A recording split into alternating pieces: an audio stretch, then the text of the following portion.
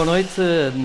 Confesso que quando me fizeram este convite para moderar esta ação, pensei cá para os meus botões que isto valia a pena prolongar-se por mais 5, 6 horas, porque numa hora com mais 15 minutos para a vossa interação é de facto muito pouco, porque é um tema muito rico, muito apelativo, e acredito que todos vamos sair daqui muito mais sabedores sobre isto que nos traz aqui ao El Corte Inglês. Repito então que vai ter a duração aproximada de 1 hora, mas podemos também ter aqui um tempo de compensação se o árbitro assim entender, e depois daremos 15 minutos para que possam tirar algumas dúvidas ou colocar aos nossos convidados alguma questão que acharem pertinente. Escusado será apresentar os nossos ilustres convidados.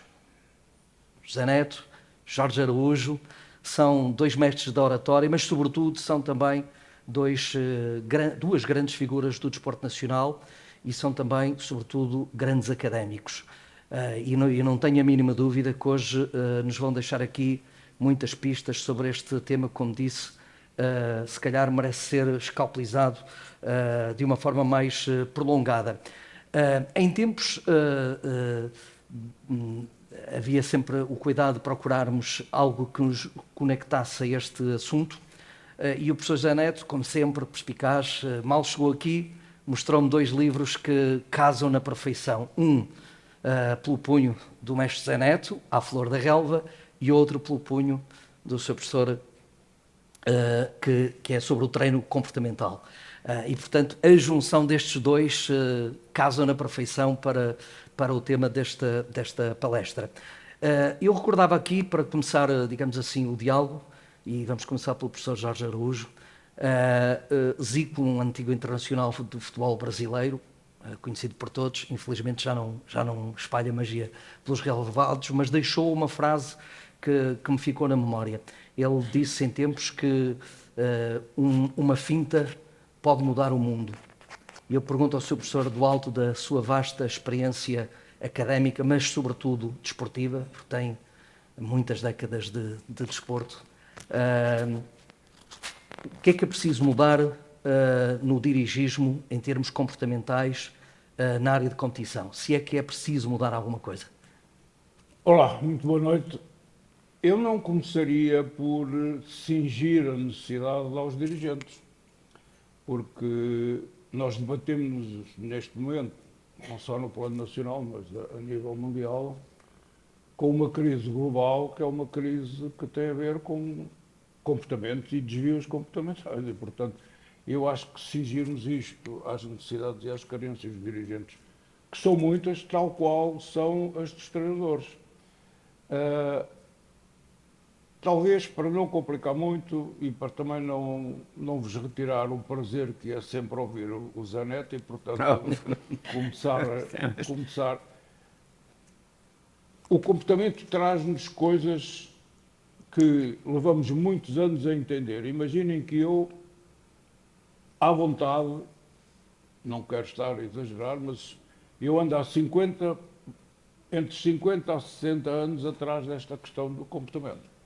Como alguns saberão, comecei como treinador muito cedo e muito rapidamente me apercebi que a questão da eficácia do meu trabalho, tendo obviamente a ver com aquilo que a minha modalidade e a especialização que a minha modalidade me requeria, tinha acima de tudo a ver com as questões comportamentais.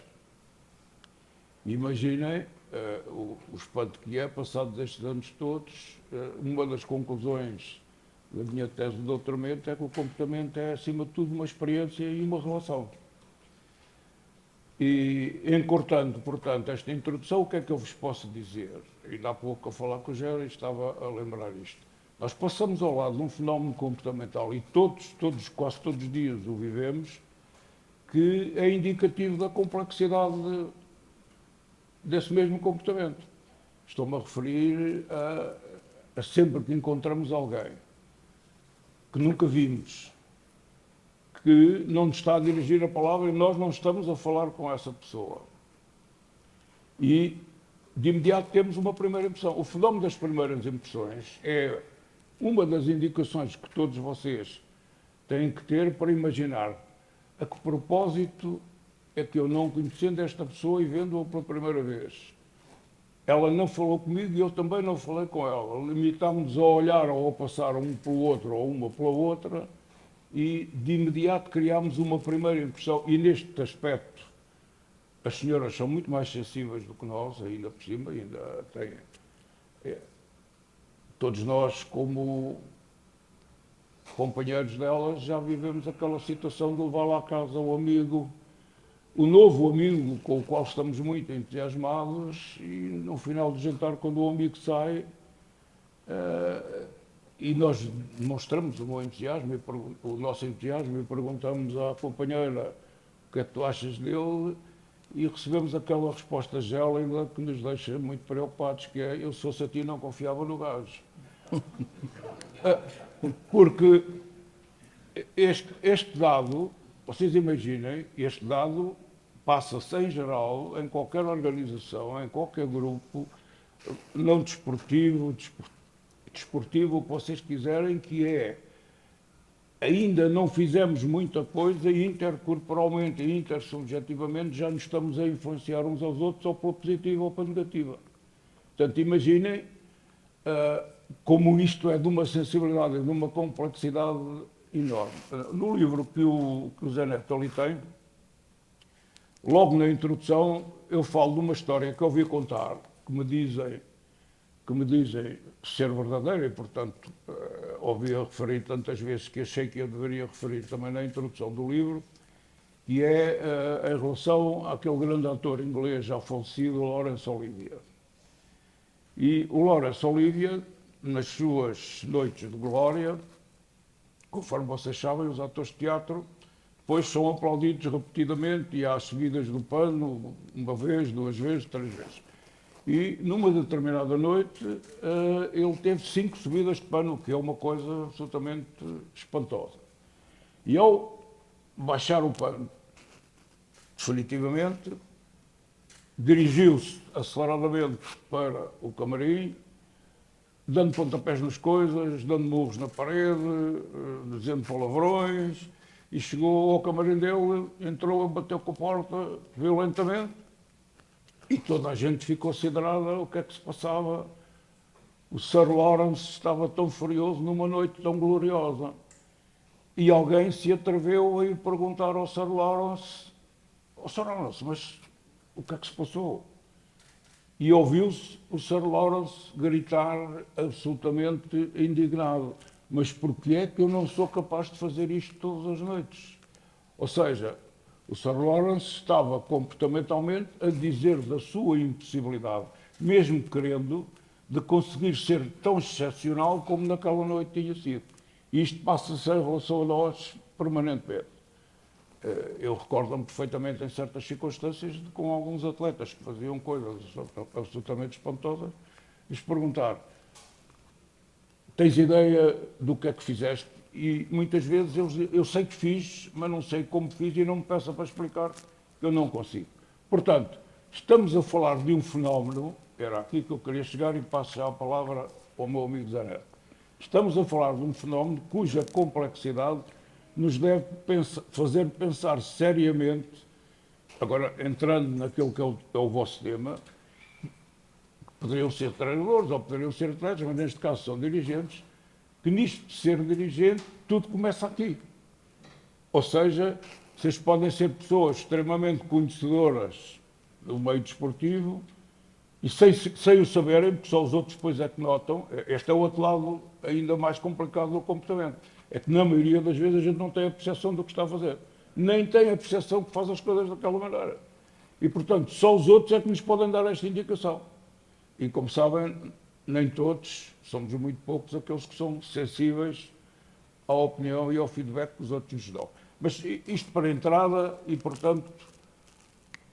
já me estou a meter na moderação. Não, por amor de Deus. Não me queria estar a meter na moderação. Portanto, passa a palavra. Nós vamos voltar seguramente ao diálogo. Mestre Neto, à flor da relva, costuma-se dizer, é que se vê melhor o jogo, não é? Nós vemos os treinadores agachados, com o joelho fletido sobre o relvado, porque dizem os treinadores, e eu acredito neles, que é dali que conseguem ver melhor o jogo. Com tanta experiência que tem também no desporto nacional, e nomeadamente no futebol, é possível treinar comportamentos dos protagonistas, e o professor Jorge Araújo disse bem, obviamente que isto não se cinge apenas, o tema aqui é mais centrado nos dirigentes, mas a família, digamos assim, do desporto, e no caso específico do futebol, é muito mais alargada. Ora bem, a flor da relva, muitas vezes se vê poemas vestidos de calções e chuteiras, também se vê coisas admiráveis que o futebol nos transmite, mas antes disso gostaria de cumprimentar o Sr. Presidente da ANDIF, o Engenheiro Diamantino Gonçalves, nesta piugada feita segurança e futuro. O diretor técnico jurídico, o mestre Dr. Jerry Silva, que eu tive o privilégio de ver numa sala de aulas, digo isto repetidamente, e enquanto não me cansar, e não me canso facilmente, numa aula do arranque de um mestrado, e vi o Jerry, eu conhecia o Jerry de qualquer lado, o treinador de futsal, não sei de onde, mas no curso de treinador, sei lá, eu conhecia-o. Mas eu vi, depois no fim perguntei, o que estás aqui a fazer? Depois, mas a minha área é jurídica, sou advogado, mas eu quero ser melhor advogado. Eu quero ser melhor advogado. E na área do desporto eu preciso de ser melhor. Portanto, e faz-me logo lembrar, não é? Todo aquele que sabe de futebol, nem futebol sabe, não é? Todo aquele que sabe de medicina, nem medicina sabe, como está lá nas biomédicas, o Abel Salazar.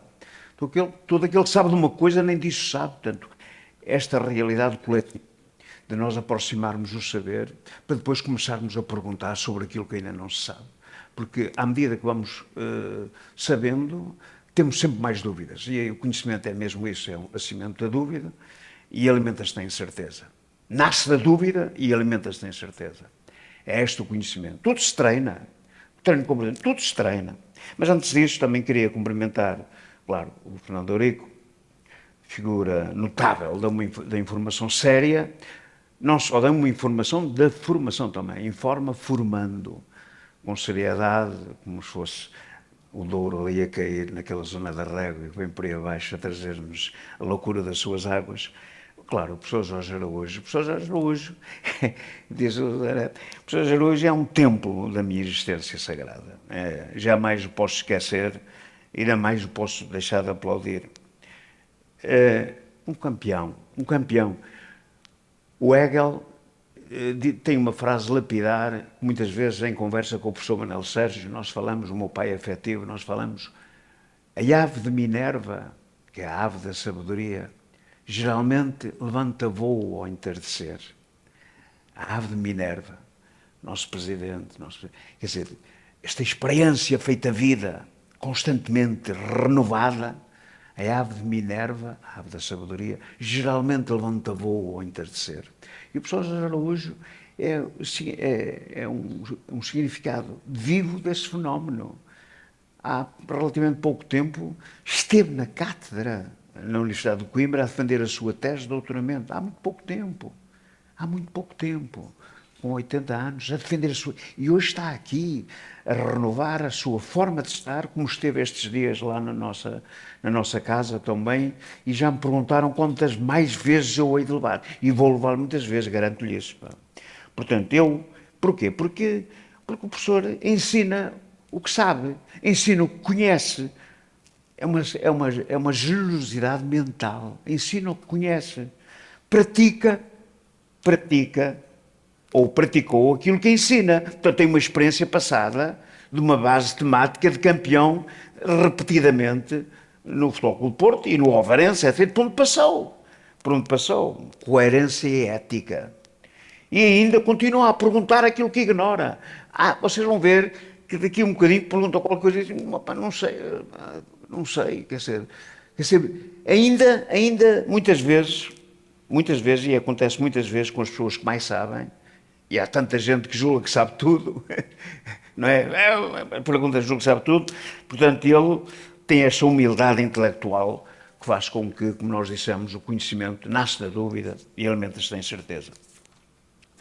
Eu gostaria de cumprimentar também o Sr. Presidente da Associação de Futebol de Braga, Não é só o companheiro da sueca das noites de inverno em Vizela, e Guimarães, etc., mas tive muito tempo ligado também à formação de treinadores, temos lá centenas e centenas e centenas na Associação de Futebol de Braga, e marcou-me de uma forma fiel, uma amizade que jamais deixarei de consignar. E cumprimentar a minha colega Isilda e tanta gente aqui, colegas aqui da formação que estão por aqui espalhados. Naturalmente, este cumprimento é fundamental. Em relação àquilo que digo, tudo é treinável, tudo é treinável. E depois é uma questão que é esta: o desporto permite que nós façamos aquilo que treinamos. E depois perguntamos se podemos treinar melhor, para poder jogar melhor. O Sr. Pedroto tinha esta questão lapidar. Quando eu acabo o meu curso de licenciatura em Educação Física pela Universidade do Porto, 76-81, nunca me esqueço, vamos fazer 50 anos agora, daqui a 2 anos, foi o curso de 1976-81. Eu estava em Direito em Coimbra. Eu estava em Direito, eu ia fazer 3º ano de Direito, eu ia trabalhar para um banco, 25 de Abril, as portas fecharam, já não fui fazer exame, já não entrei. Graças a Deus, e graças ao 25 de Abril, que eu ia ser não ia ser infeliz, provavelmente infeliz não seria, mas não seria tão feliz como o que sou, porque já não fui, e depois comecei a dar desporto, que não sabia nada daquilo, mas depois como treino emprestado, e os alunos batiam palmas quando eu chegava, o Carlos Daniel, o irmão, o João, aquela tropa toda ali de Paredes, batiam palmas, e eu disse: epá, eu quando chego sou aplaudido, quando não venho perguntam-me, isso faltou. Eu disse: epá, isto é engraçado. Pediam um treino emprestado, e eu disse: vocês vão tomar banho, e a vossa mãe vai-vos dizer quando chegarem a casa: ai, que o meu filho cheira tão bem. Quem é que tomava banho naquela altura, em 1974, 75, em Castelo e tudo? Tomavam no tanque ou num balde e tal. O meu filho vai cheirar tão bem. E eles começaram a rir-se. Então essa oportunidade de felicidade que eu lhes dava numa aula, que até tive por comprar um livro de basquete, que eu não sabia nada, 2 passos com a bola na mão e tal, a treinar em casa, o ISEF veio-me abrir, candidei-me ao ISEF, entrei e pronto. Veio facultar a possibilidade de eu aprender para ensinar. Lá está, aprender, e depois a prática com Pompilho e com coisa e tal, uma série de professores, natação, e da biologia, e da biomecânica, e da anatomia, e da fisiologia, etc., começando a ter o conhecimento e aplicá-lo na sua função de treino, treinar comportamentos através do conhecimento aplicado. E o Sr. Pedroto, no 5º ano, dizia-me: Zé Neto, fiz-lhe uma pergunta, e ele disse-me: venha à minha sala de aulas, que era o Vitória de Guimarães. E eu fui ao Vitória, Abreu, Romeu, Gregório Feixo, festas, barrinha, damas, tínhamos uma equipa, e o Sr. Pedroto perguntou-me uma série de coisas, as mitocôndrias, treino de manhã, de tarde, treino bidiário, na pré-época, e eu dizia ao Sr. Pedroto, e eu podia tentar responder, mas eu não sei. Eu só começo a saber alguma coisa quando aplicar aquilo que estudei. Então combinámos outra coisa, e eu vinha aqui fazer perguntas, não vinha dar respostas, o senhor é que sabe. Então pergunta lá. Eu comecei a perguntar, e a pergunta que eu lhe fiz fez com que ele começasse a gostar de mim, e convidasse ao Blascas, e fui com ele, e pronto, a partir daqui, ele só dizia: olha para o jogo que ele dirá que me deves treinar. Olha para o jogo que ele dirá que me deves treinar. Olha para a vida que ele dirá que me deves viver. Olha para o treino que ele dirá que me deves jogar. E então começámos a analisar o jogo, a evidenciar o jogo em algumas partes que ainda não estava estudado. O passo positivo, negativo, não é? A interseção, o remate, onde é que remata a zona, o contra-ataque, ainda me lembro, 13,9 segundos, passava por 5 jogadores, temos que diminuir o tempo do contra-ataque, meter menos jogadores e aumentar mais rápido. Epá, uma série de fenómenos, e depois para o ano vem comigo para o Porto, e pronto, e então começamos ali, ranking de sucesso dos jogadores, começavam a tirar a bola ao adversário, portanto, na interseção, no desarme, etc. O Gomes, a primeira bota de ouro do nosso querido e amado Fernando Gomes, 4,7 remates, um golo em 3 zonas da área, A2, A4, A6. A segunda bota de ouro, passado 2 anos, 3,6 remates, um golo nas mesmas 3 zonas da área, A2, A4, A6, aquele triângulo da excelência. Quer dizer, começámos a perceber o fenómeno do treino para o sucesso. E então aplicávamos o sucesso porque ele efetivamente era treinado de uma forma constante, absolutamente constante.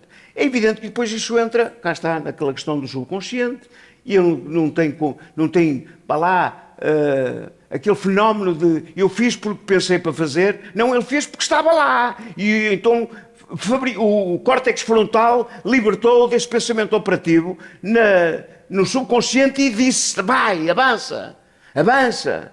Porque tu já o fizeste. E quando eu fiz coisas boas, estou no sentido de as repetir de uma forma positiva.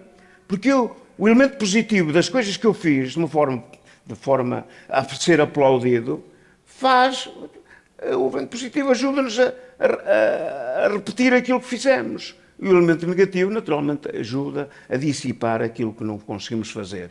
Porque, de facto, um jogador de futebol, o Damásio dizia, 66 mil pensamentos por dia que o homem tem na sua... Em futebol, 10, 12 mil pensamentos durante o jogo. E 2/3 são negativos. 2/3 são negativos. Aqui o córtex gosta, entretém-se. Epá, é o arte, não sei o quê, é relva, é isto, é aquilo. Negativos, gosta. Aliás, um curso que fui abrir a treinadores lá nos Açores, e o Pauleta até convidou-me para falar na escolinha dele que estava a abrir nesse dia, e ele estava triste no almoço, e disse: Pauleta, tu estás triste? Porquê é que tu estás triste? Tens uma cara de tanta tristeza. Pois estou triste, ontem falhei um penalti. Falhaste um penalti, mas tu treinaste os penaltis. O penalti também se treina. O penalti treinas desde a mecânica de visualização, não vou agora falar do treino, mas e de que maneira? Aliás, eu há 15 dias, aquele trabalho na bola, que foi objeto até de muita discussão sobre isso, e ainda bem, sobre o treino da grande penalidade, a bola a 120 km por hora, tal. Bom, mas eu estou triste porque falhei um penalti. E o que é que tu pensaste antes de marcar a grande penalidade? Aquilo que me veio à cabeça foi: eu não vou falhar. Pensaste mal. Devias ter pensado: eu vou marcar. Este pensamento positivo antecipa a situação para a qual nós queremos conseguir atingir o objetivo. Estamos aqui envolvidos neste encontro bonito, numa sexta-feira à noite, agosto, tempo de férias, auditório completo. Agora chegou o meu colega Golompa, ainda há bocadinho a ver os Jogos Olímpicos na barra fixa, caímos lá danados, andamos danados nos cavalos de corações. Aquilo era...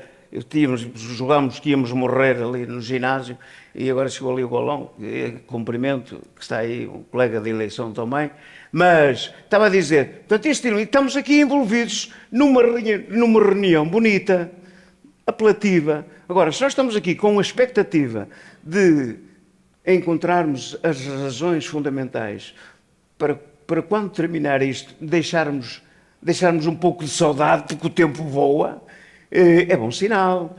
E por isso, este elemento positivo, como tudo na vida, perguntou-me, fenómeno do treino, fundamental.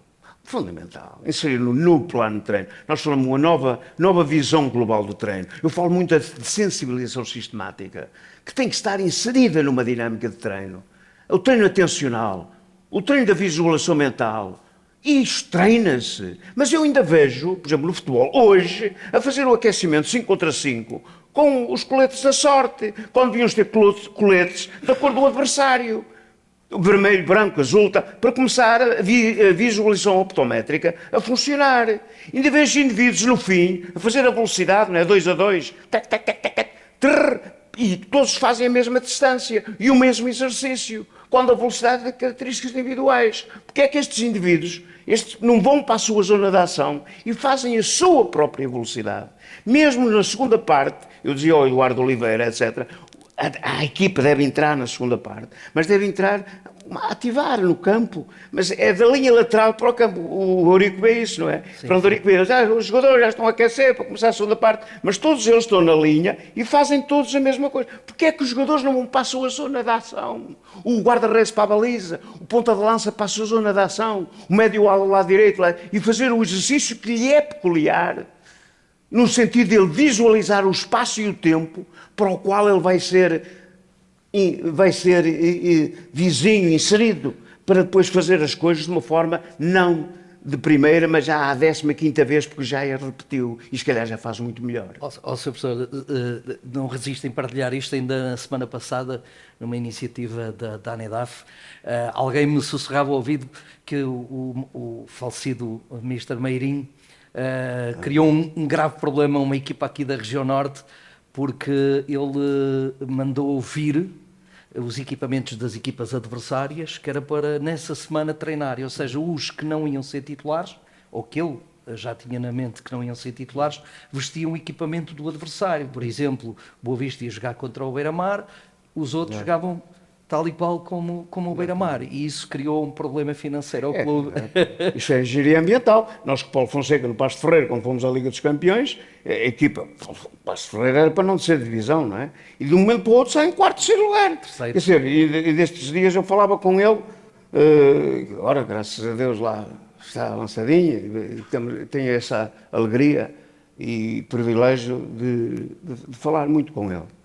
E ele dizia, o pessoal, lembra-se aquela vez que nós numa quinta-feira sabíamos que íamos chover domingo, espatamos com muita água, o guarda do campo quase que nos expulsava, água, mais água, e aquilo, pitões de 1,5, e ia treinar com tudo encharcado. No domingo, choveu, que foi uma coisa medonha, estávamos disponíveis. Mas ainda há muita gente a não estragar a relva, vai treinar aos pavilhões. Então vão para lá jogar ao domingo, pá. Tem que treinar, não é? Vão treinar aos pavilhões para não estragar a relva, vão para ali, vão para lá. E ainda se inventa muito. Agora, e tudo se treina. E agora, o que muitas vezes não se treina como se deve ser. Isso é que é o problema. Mas nós também não temos o segredo das coisas. Atenção, estamos aqui a discutir, mas ainda há muita coisa sobre essa questão que nós falávamos, o treino da visualização mental, o treino da sensação sistemática, o treino da contração.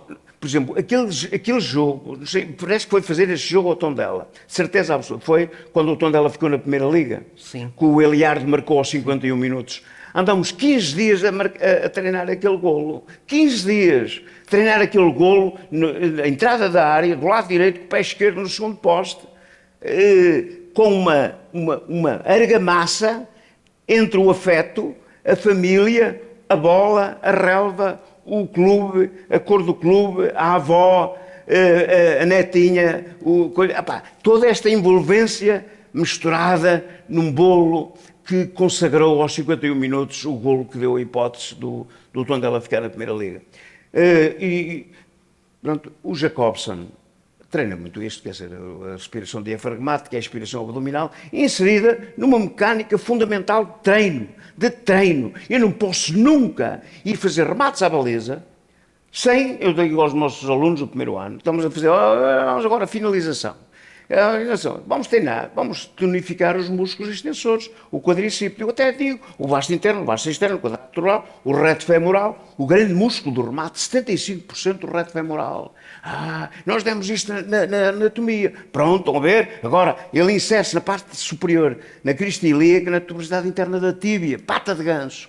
Coloquem a mão, sintam, contraiam. Tonificação contra uma zona inamovível para aumentar o tónus muscular. Relaxa, alonga. Agora não sei o que, agora os adutores, agora não sei o quê, agora os flexores, os isquiotibiais, também cá atrás, e agora alonga, flexibilidade. Agora renova este pensamento crítico no ato que vais fazer. Pensa, músculos à ação, e agora executa. Não há lesões. Não há hipótese, quer dizer, ele já preparou. Agora, não é chegar ali, agora remata. Eles rematam, pum, ainda estão no aquecimento, já estão a rematar forte, sem fazer uma tonificação específica. E depois, claro, há micro-roturas, há roturas, há isto, aquilo, aquilo outro. Muitas vezes, agora, treina-se muito, mas muitas vezes treinar bem é diferente de treinar muito, claro, como é evidente, cada vez mais. Mas felizmente que hoje, e cada vez mais, se treina melhor, felizmente. Sr. Professor Jorge Araújo, eu sei que é complicada a resposta, mas como é que se treina um comportamento? Não é tão complicado assim, porque é uma questão de estar atento e de cada um de vocês assumir a importância desse mesmo comportamento. Ou seja, como é que eu posso simplificar isto? Quando vocês acabaram agora de ouvir o Zé Neto, para além de todo o conteúdo do treino a que ele se referiu, aquilo que marcou a vossa atenção, aquilo que cada um de vocês registou com maior nitidez e entusiasmo, foi a paixão com que ele abordou os temas que estava a falar. Então, e porquê é que eu estou a fazer esta chamada de atenção? Porque é a mesma coisa que me virem perguntar. Eu tenho muitas dificuldades de falar em público. O que é que você me aconselha para eu falar em público? E eu digo, a maioria das pessoas, possivelmente, o conselho que te irá dar será o do conhecimento. Mas, para teres a percepção do impacto que vais ter naqueles a quem te diriges, tu tens que ter a preocupação de, se queres que eles se entusiasmem, tu tens que estar muito entusiasmado naquilo que estás a dizer. Tens que estar... Claro que tens que saber daquilo que estás a falar, mas tu podes saber tudo sobre aquilo que estás a falar e ser uma chatice estarem-te a ouvir, porque tu não apaixonas as pessoas com aquilo que estás a referir. Portanto, vocês vejam, no plano pessoal, é disto que estamos a falar. Nós estamos aqui numa reunião que é promovida no âmbito dos dirigentes. O que, conforme vocês sabem, ao longo do tempo, esta é uma luta antiga que vocês agora estão a procurar travar de uma forma mais sistemática. Porque eu recordo-me perfeitamente das tentativas que alguns, há 40 anos atrás, faziam no sentido de dizer, mas porquê é que todos os atletas, para chegarem ao alto rendimento e atingirem níveis de execução extremos, têm que treinar com tanta intensidade? Todos os treinadores, para atingir determinados níveis, têm que treinar. E porquê é que com os dirigentes isto não se passa? E o que vocês têm que raciocinar é assim, nem todos, como é óbvio, mas muitos de vocês, ou alguns de vocês pelo menos, relacionam-se com atletas e com treinadores ao mais alto nível da sua especialização. O que significa que vocês, de um ponto de vista comportamental, aqueles que querem intervir a esse nível, têm que ter essa capacidade, que é a capacidade de, enquanto pessoas, se relacionarem com pessoas que são muito especializadas naquela área, e essa relação é uma relação que tem que ter este cuidado, mas então, da mesma maneira do falar em público, mas então e o que é que, como é que eu me relaciono com atletas de alto rendimento e com treinadores de alto rendimento? O mote principal da relação com atletas de alto rendimento e treinadores de alto rendimento é que o dirigente que está a trabalhar com eles consiga não só ser complementar, como dar-lhes aquilo que eles precisam. Ou seja, vocês vejam o desafio que está contido, isto passa-se com os nossos netos, porque é que a gente, em certas dificuldades, em certos momentos, tem tantas dificuldades na nossa relação com os nossos netos, porque a gente não se consegue nem colocar no lugar deles, e muito menos imaginar o que é que ele precisa naquele momento do meu comportamento. A questão do comportamento, e foi para isso que me convidaram a vir aqui falar, tem esta grande complexidade, que é, na nossa relação uns com os outros, potenciarmos. E como é que nos potenciamos? Eu há pouco dizia ao Géry, claro que isto também, a idade também nos encaminha para estarmos em determinados estádios. Eu hoje, na maioria das vezes, quando ouço debates e discussões, seja onde for, de pessoas que se travam quase por razões físicas porque têm opiniões diferentes, eu consigo entender que, mediante o contexto em que uma pessoa foi criada e aprendeu, e mediante o contexto em que a outra pessoa foi criada e aprendeu, naquela discussão, ambas as pessoas têm razão. Vocês não sei se já viram, na net aparece uma figura, que é uma figura que vos deve fazer pensar, que é duas pessoas e um 6. Mas para um é um 6, para o outro é um 9, porque estão ambas num ângulo diferente a olhar para aquilo. E o nosso comportamento tem este mistério. O problema do comportamento é este, é que há bocado já vos comecei a dar o primeiro mote do mistério.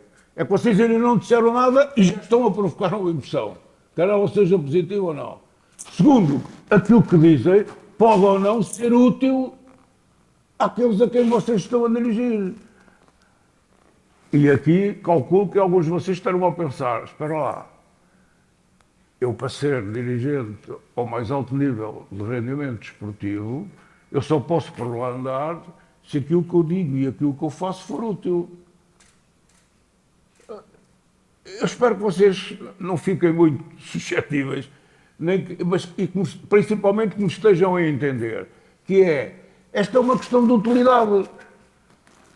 Nós somos tanto mais reconhecidos por aqueles com que nos relacionamos, quanto esses olham para nós e dizem, cada vez que estou com este gajo aprendo, cada vez que estou com este gajo eu melhoro, cada vez que trabalho...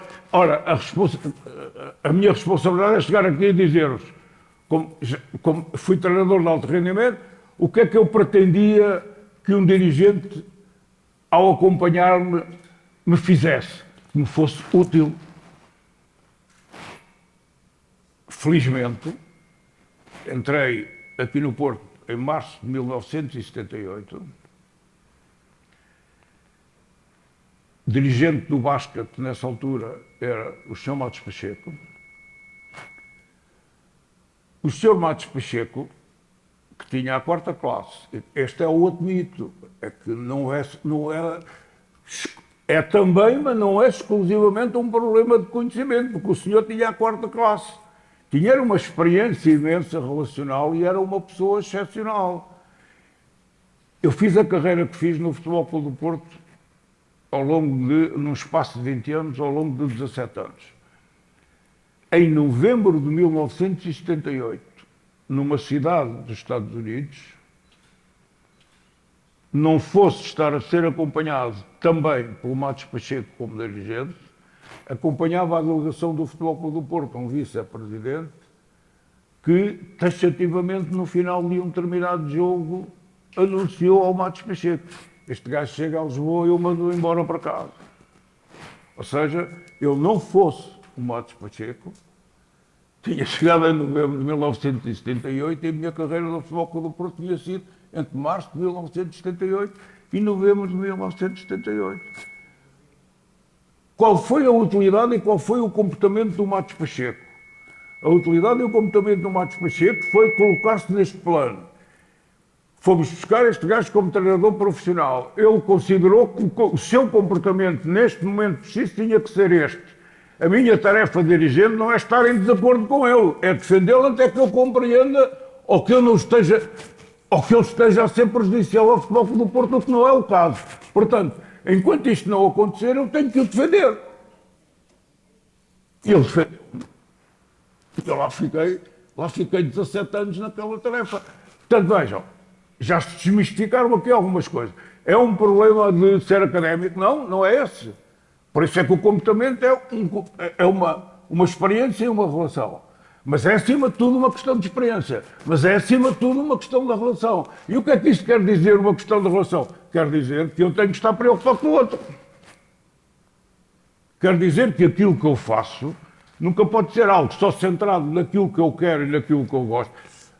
Vocês vejam. Eu hoje, quando estou com alguns treinadores e com alguns jogadores, eu vejo muito pouco referido à palavra sacrifício quando estamos a falar das coisas do treino de alto rendimento. Ora, e agora estamos num período de Jogos Olímpicos e em excelentes condições. Hoje, mais uma vez, ontem tinha sido a atleta portuguesa, hoje foi uma atleta brasileira ou francesa, que ganhou o judo nas senhoras. Aquela emoção daquela mulher conseguida a vitória, tal qual a portuguesa hoje, estava muito para além de tudo aquilo que ela tinha vivido num plano desportivo. Aliás, haviam comentários sobre a vida, alguns destes atletas têm vidas, até conseguir chegar a brasileira de anteontem, foi retirada da favela para a ginástica. Não sei se vocês a viram, absolutamente espantosa também. Quer dizer, foi medalha de prata em relação a... Não, foi medalha de bronze. Mas o que é que eu estou a procurar significar? Estou a procurar significar que isto é um problema de nós não desligarmos, coisa que o Manuel Sérgio nos chamou muita atenção, não é? Nós não nos desligarmos da ideia que quer andemos a jogar, ou quer sejamos dirigentes ou sejamos treinadores, nós somos pessoas. E se conseguirmos ser as pessoas que os outros justificam, nós conseguimos ser aquilo que... Por isso é que a resposta é, quando alguém pergunta, mas o que é que eu faço? Faça aquilo que os outros precisam. Porque se você fizer aquilo que os outros precisam, você corresponde em absoluto e torna-se útil. Porque, vamos lá ver, qual é o problema de alguns de nós quando de repente chegamos a esta conclusão? Mas eu estou a ser útil. É que se não estou a ser útil, não estou aqui a fazer nada. Percebem? Que há bocado o Neto dizia porque é que estamos aqui. Estamos aqui porque viram o tema ou consideram que têm que dar este suporte, mas estão a ser úteis, estão a corresponder, estão a dar um passo. E é disto, a questão do comportamento centra-se aqui. E eu há bocado estávamos a falar da experiência com os netos.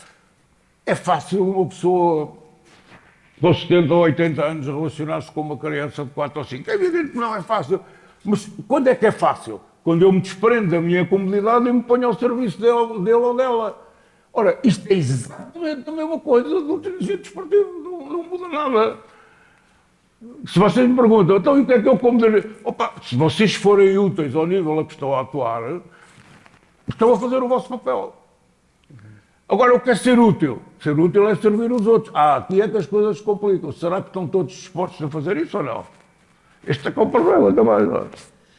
Portanto, a questão do treino, isto é espetacular, não é? Porque agora, finalmente, com tanta insistência, falamos muito de treino. Mas nós, desde que nascemos, estamos permanentemente a treinar. Tudo e mais alguma coisa. O problema é que às vezes estamos a treinar coisas muito mazinhas, não é? Não nos ajudaram nada, vai pelo contrário. Depois, para desfazer essas coisas mazinhas é muito complicado. Vocês já imaginaram o enquadramento em que estamos? Estamos a falar de comportamento, temos que ir por aqui, não é? O enquadramento em que estamos, quando ontem sai uma notícia no jornal como uma coisa espetacular, os restaurantes estão a proporcionar às crianças, às mesas dos clientes onde estão crianças, os suportes para os tablets, para os meninos lá estarem com os tablets ou com os telemóveis. E a Dinamarca e a Catalunha, que são as duas últimas experiências internacionais, estão a tirar os tablets e os computadores da escola, estão a proibir a utilização na Dinamarca, as crianças, há radicalmente proibida a utilização do telemóvel na escola, são-nos retirar.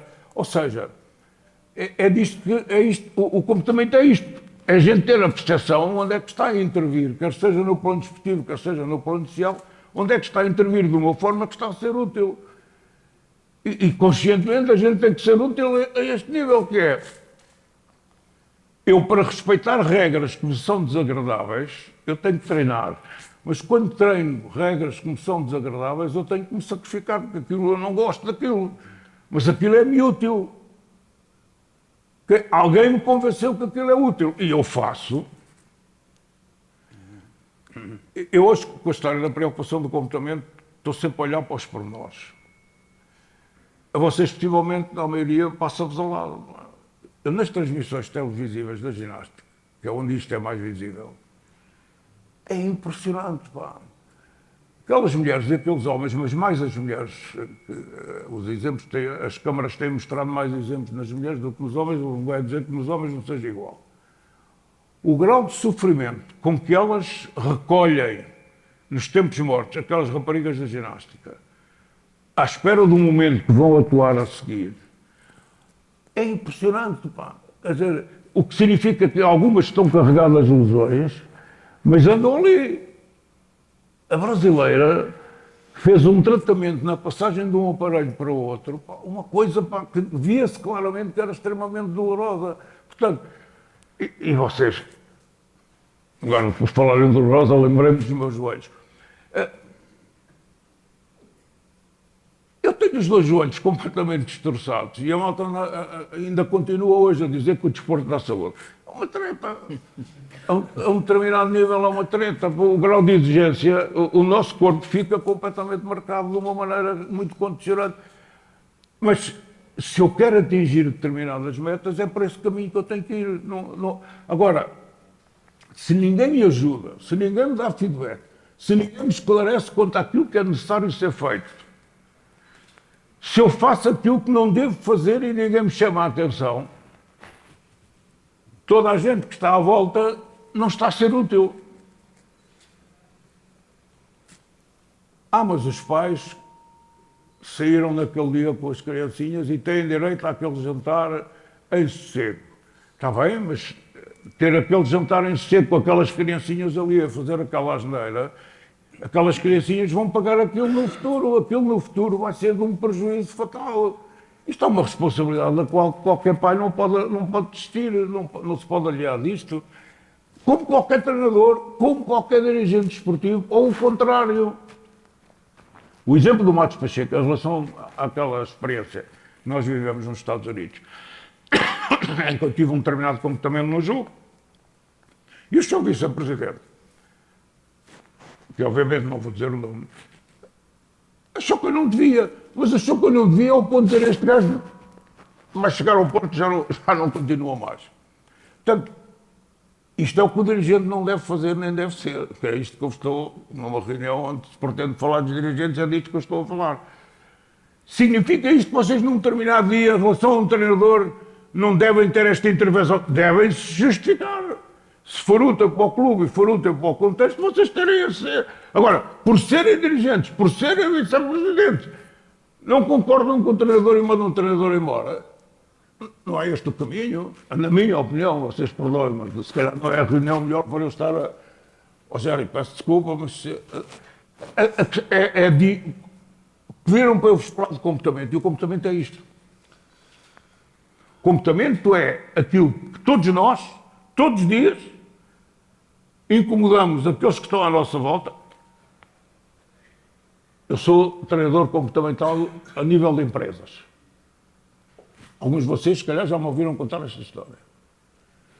Fui contratado há um mês e tal por uma multinacional que tem um quadro, que é administrador da empresa multinacional e que é reconhecido a nível mundial, tecnicamente e operacionalmente, dentro da área de negócio daquela empresa, que tem um problema comportamental que a empresa disse: Jorge, você vai ter que nos ajudar. Vocês sabem qual é o problema do senhor? É a cara que ele usa todos os dias a trabalhar. Aquela empresa, que tem um quadro destacado a nível mundial, chegou à conclusão: alguém ajuda este gajo a perceber, foi a minha tarefa durante um período, alguém ajuda este gajo a perceber que usar esta cara a trabalhar é tóxico para a empresa, é tóxico para as pessoas que estão com ele e o prejudica. E vocês perguntam assim: mas é preciso contratar um consultor? Este é o outro fenómeno do comportamento do 87. É preciso contratar um consultor para fazer uma coisa dessas? A resposta que as pessoas vos dariam era: ninguém tem coragem de dizer ao homem que ele não pode usar essa cara porque ele é administrador e é o supra-sumo a nível mundial dentro deste tema. O que é que aconteceu na primeira reunião de trabalho com o senhor? Eu tive que dizer: eu não sei se você sabe qual foi a razão porque a empresa contratou para trabalhar consigo. E ele não sabia.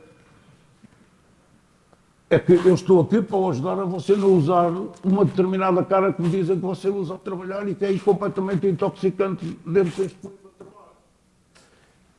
Por que é que eu estou a insistir nisto? Porque eu não sei se todos vocês têm a percepção que há determinadas caras que são mesmo incómodas e que estar todos os dias a olhar para aquela cara e principalmente a trabalhar com aquela cara, aquilo é desmobilizante. Não sei se vocês têm essa noção, mas é. Da mesma maneira que é apaixonante quando este homem se entusiasma e vem... E agora estava ali 2 horas a falar... Mas reparem, ele junta 2 coisas. Tem conhecimento e tem paixão. Porque se tivesse só conhecimento, o que ele acabou de dizer era uma chatice pegada, que ele falou aqui de coisas muito chatas. Mas está a dizer isto tão entusiasmado e tão apaixonado que a gente... Agarra-nos, não é? Pronto, isto é a questão do comportamento. O comportamento é isto.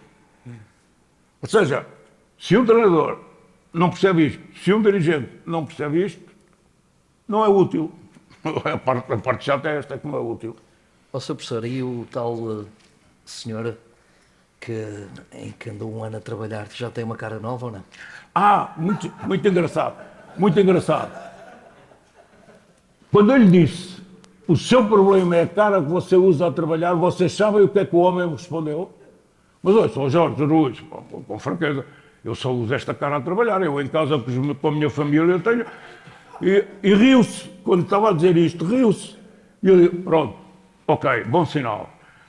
Você consegue rir e você consegue utilizar outra cara. Isto é o princípio da peça.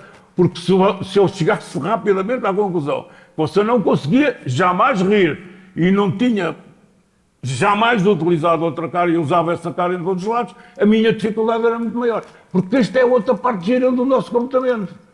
É que o homem usava em casa, ele disse-me, usava em casa uma cara toda simpática, era uma, toda acessível e não sei o quê. Só a trabalhar, alguém o tinha convencido que a trabalhar tinha que usar aquela cara. Portanto, a resposta objetiva, o senhor melhorou, mas ainda não melhorou o suficiente.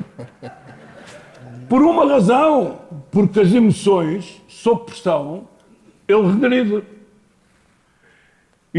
E quando isto acontece, qual é depois a grande dificuldade do treino comportamental?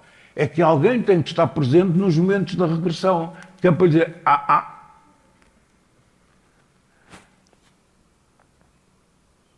Uma norte-americana fazia intervenções em público. Primeira vez que veio a Portugal. Contou quanto a ajudou o facto de ter um companheiro.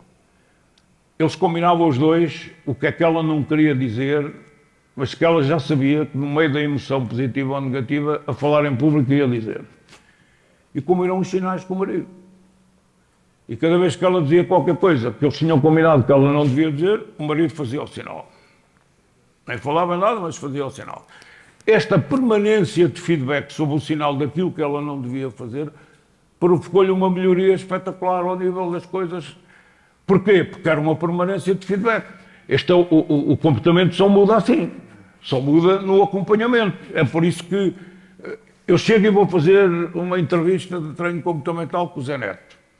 Como o senhor fez. E o Zé Neto vem e conta-me as suas dificuldades e os problemas que tem e tal. Mas o Zé Neto conta-me aquela que é a opinião dele. O Zé Neto não me conta o impacto que ele teve, que ele nem deu por isso, mas que os outros deram e que é uma coisa que o Zé Neto não deve fazer. Portanto, eu preciso ter essa informação. Eu só tenho essa informação se lá estiver. Vocês vejam, há pessoas que assumem isto com uma capacidade espetacular. Eu já estive sentado num cantinho no curso de conselhos de administração a acompanhar o CEO, o presidente, em treino comportamental, porque ele assumiu, este é o meu treinador comportamental, e está aqui para depois da reunião me dar feedback sobre os meus comportamentos no decurso da reunião.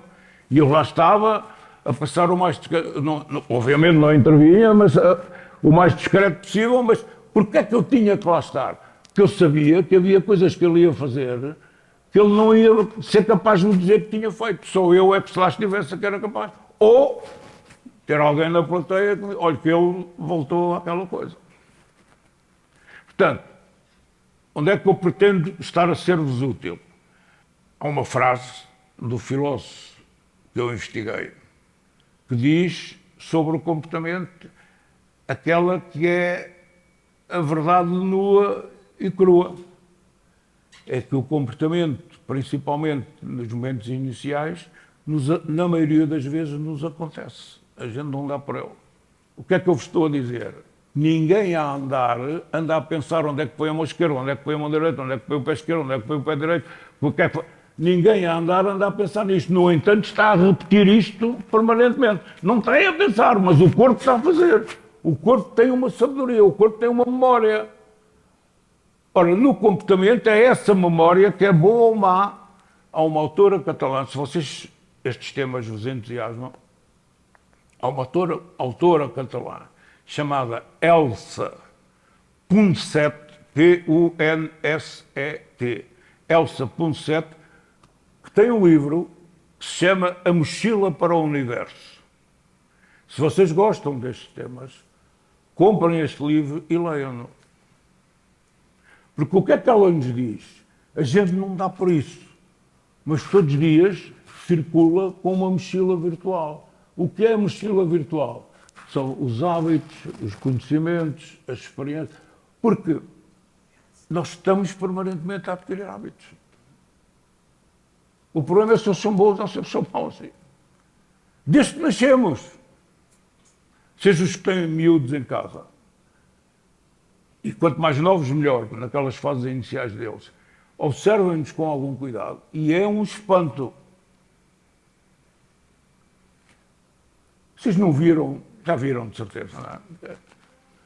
Um miúdo de 4 ou 5 anos vai com o pai e vocês vão atrás e há miúdos que já têm os tifos todos a andar com o meu pai. Ainda outra coisa do comportamento que pode ser boa ou que pode ser má, que a gente aprende a imitar, a gente aprende a ver e a repetir. Agora imaginem o que é as criancinhas terem à sua volta, passam a vida a ver exemplos daquilo que não deviam, porque estão a adquirir hábitos que não deviam adquirir. Este é que é o problema do comportamento. Num determinado momento, já na fase em que eu acompanhava treinadores mais jovens, os treinadores mais jovens iam para as conferências de imprensa e adoravam falar de motivação. Eu chamava-os à parte no final e dizia: se queres falar numa conferência de imprensa de motivação, não digas que a tua equipa não está motivada. Se queres falar deste assunto, só podes dizer uma coisa: ainda não consegui motivar a minha equipa. Isto é que tu podes e deves dizer. Mas isto é aquilo que a gente não diz. Porque quando alguém reflete sobre um determinado mau resultado e diz: a minha equipa não fez isto ou não fez aquilo ou comportou-se desta maneira ou daquela,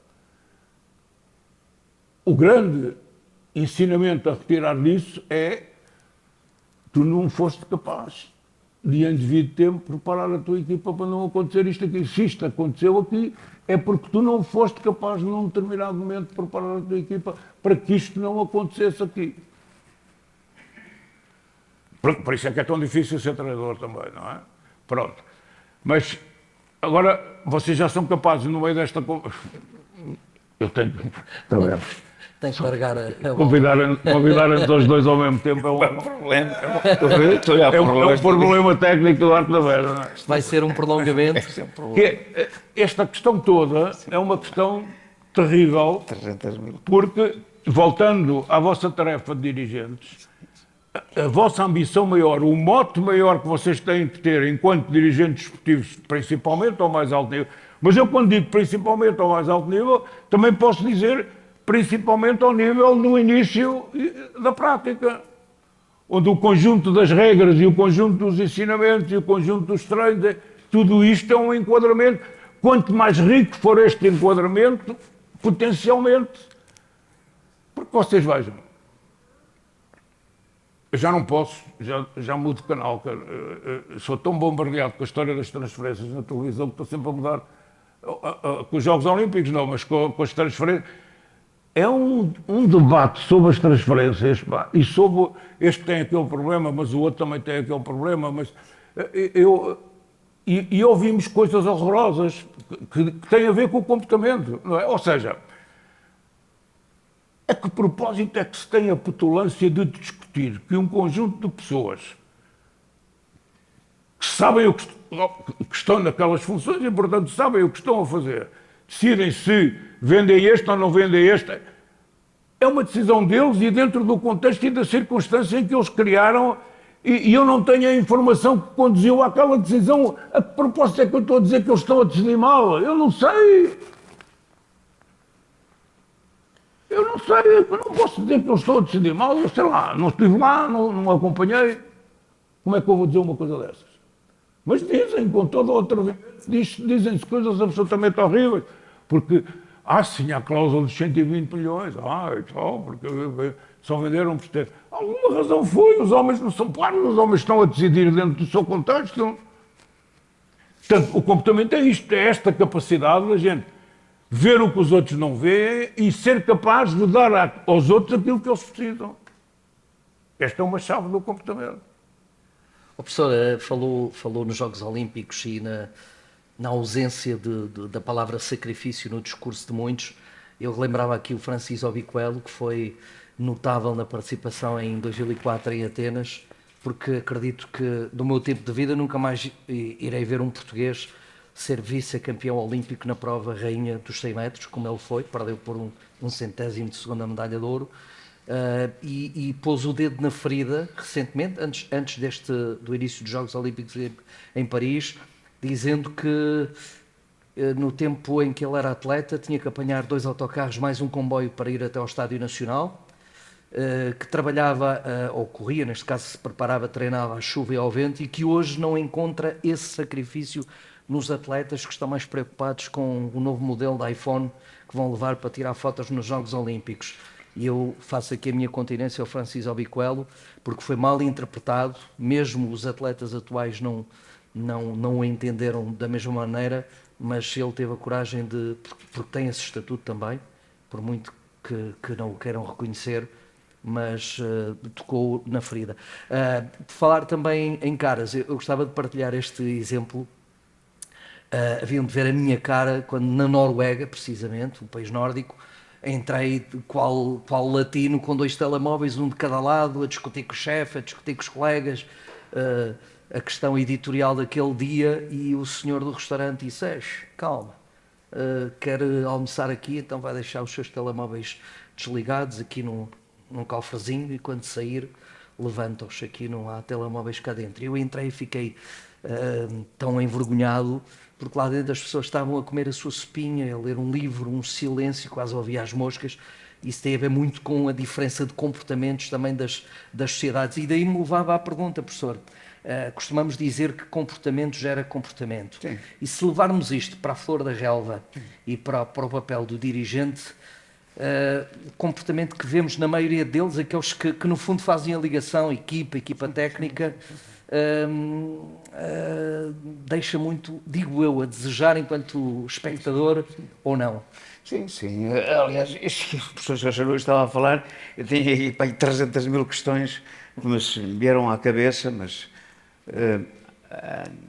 falou um bocadinho da ciência epigenética, que o Bruce Lipton também fala, que à medida que nós nos vamos envolvendo com alguém que nos diz algo, começamos a receber desse alguém também uma parte importante daquilo que ele é, da importância de nós nos rodearmos por pessoas válidas, à medida que eu estou mais próximo do engenheiro Diamantino, da forma dele lutar, arrancar os passos de uma luta persistente e constante na conquista daquilo que ele acha que pode ser o futuro. Eu estou-me a envolver, não apenas bater-lhe palmas, mas também receber dele a mensagem de que é possível ir mais longe perante aquele que diz não vais por aí. Portanto, essa envolvência, essa envolvência citoplasmática, que aliás o Bruce Lipton fala, esse encadeamento faz com que nós nos possamos gerar comportamento, o comportamento gera comportamento. O Sócrates, não o ladrão, nem o Aristóteles, para falar, o Aristóteles dizia: nós somos aquilo que pensamos. Mais tarde, o Padre António Vieira, nos seus sermões, dizia: nós somos o que pensamos e o que fazemos. Quem não faz o que pensa não existe, apenas dura. Portanto, que depois, mais tarde, o nosso professor Manuel Sérgio, eu levanto-me sempre, quando falo de pessoas de outra dimensão, o professor Manuel Sérgio dizia a prática como critério da verdade. E o professor dizia, a prática como critério da verdade. E esta linguagem que o professor referenciava, o sorriso, tal.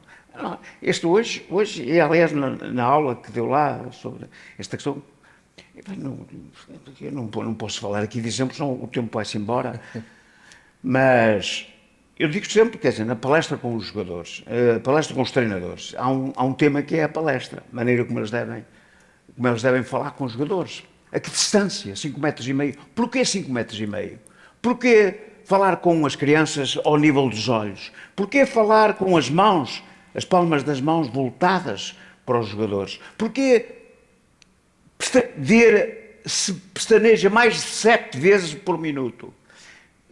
Porquê estar atento à testa, às rugas horizontais da testa? Porquê quando eu arranco para trás meio metro, saber se a pessoa com quem estou a falar vem um pouco comigo ou se afasta. O campo atencional é elevado. Porquê eu verificar quando um sorriso é verdadeiro ou é irónico? Se os músculos zigomáticos se contraem e orbiculares ao mesmo tempo. Porque a linguagem verbal, não é? Os tais 7%, 7% a linguagem verbal. A não verbal são 93%.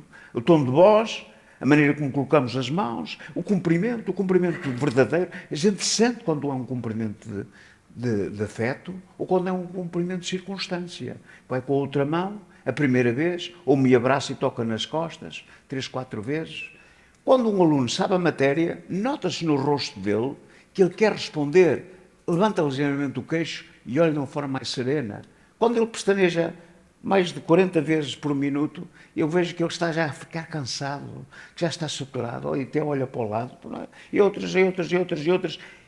O Maravilhão fala muito nisto, eu sei que bem, eu estou agora a estudar bastante esta área, que é uma área, na minha perspectiva, fundamental, a comunicação. E o treinador tem isto, o treinador às vezes tem dificuldades de balneário, com aquela cara, etc, tem dificuldades de balneário, e nós falávamos, está 55% corporal, 38% o tom, o ritmo de voz, e apenas 7% das palavras.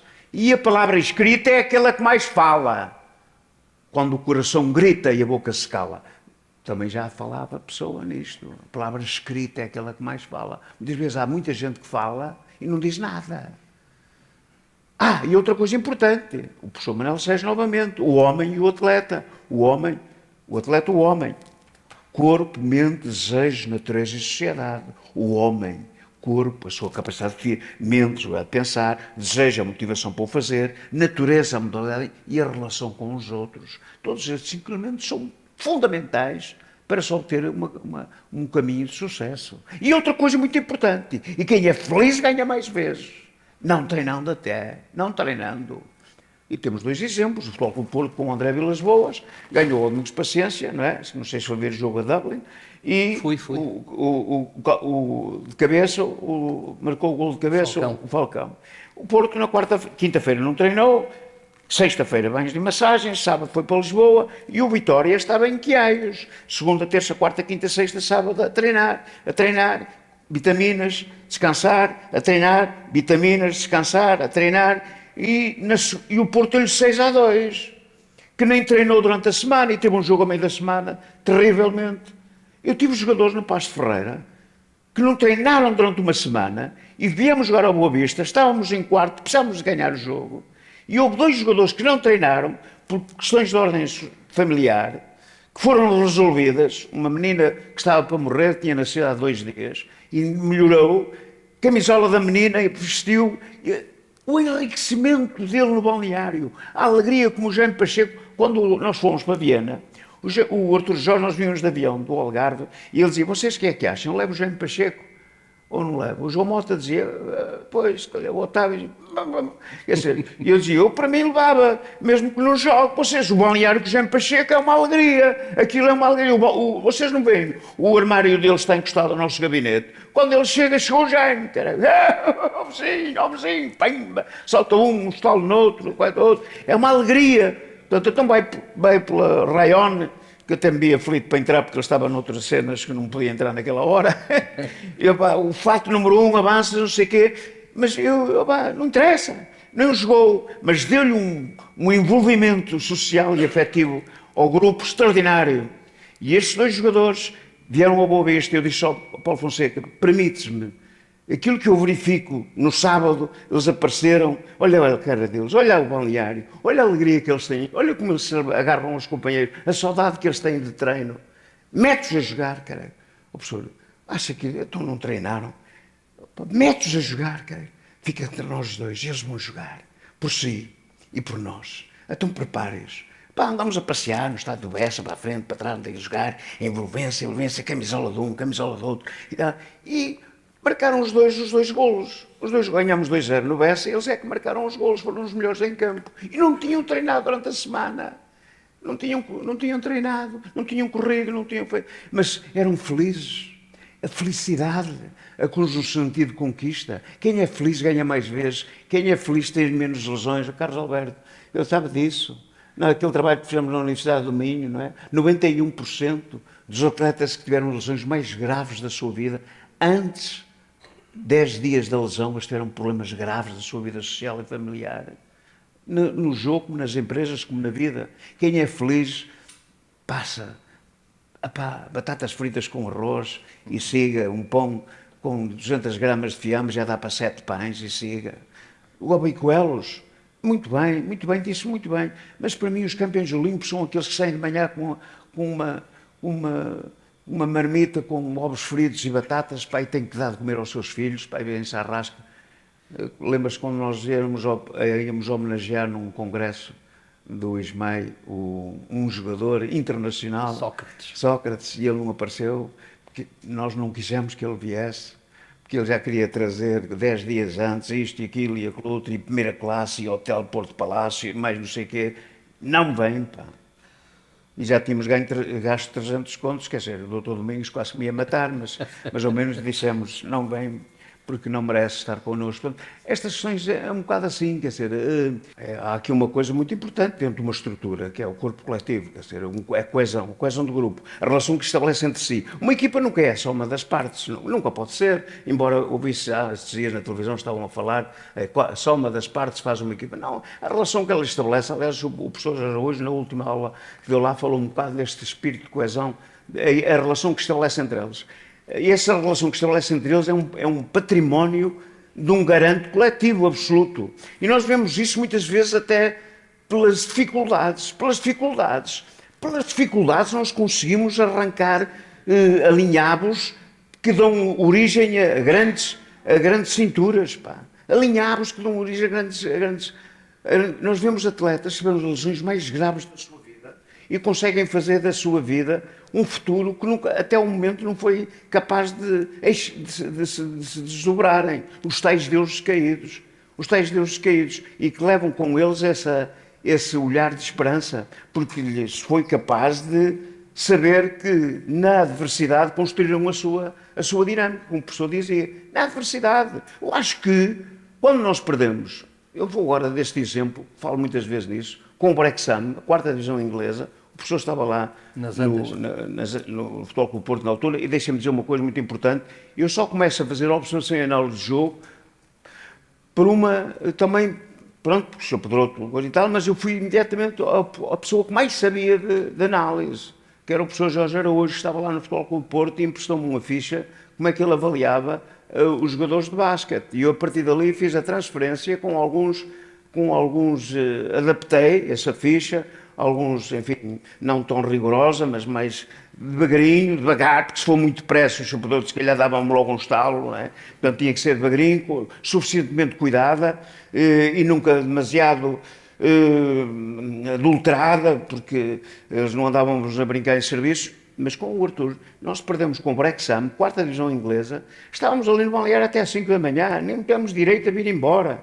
E só começamos a olhar uns para os outros e nem nos apetecia falar, pá, que uma vergonha, o poeta, um homem que fez um curso em Leipzig, um homem licenciado, as pessoas na rua já, vai-te embora, poeta, cuspiam, etc. E começamos ali com aquela agrura de ser eliminados com a 4ª divisão inglesa. E depois fomos ganhar a Académica, que subia, que foi uma coisa extraordinária. Nunca mais perdemos um jogo essa época. Fomos campeões, na época sim de campeões, e na outra época campeões europeus. Eu acho que aquela derrota, às vezes é isto mesmo, um acicato, meter a mão na chama e deixar queimar um pouquinho, sacar outra vez, e nunca mais metas a mão. Portanto, as dificuldades aguçam o sentido de conquista. E agora, estas dificuldades não podem ser só para alguns, tem que ser para um todo. E um todo é muito mais do que só uma das partes. Portanto, muitas vezes nós não podemos agora refugiar o treinador e o adjunto está à espera aquela coisa e tal para esfregar as mãos e agora que eu agora vou entrar, se calhar vou dizer aquilo que ele não disse, que devia dizer noutra altura, etc. E o dirigente, não, toda a gente faz parte deste tesouro.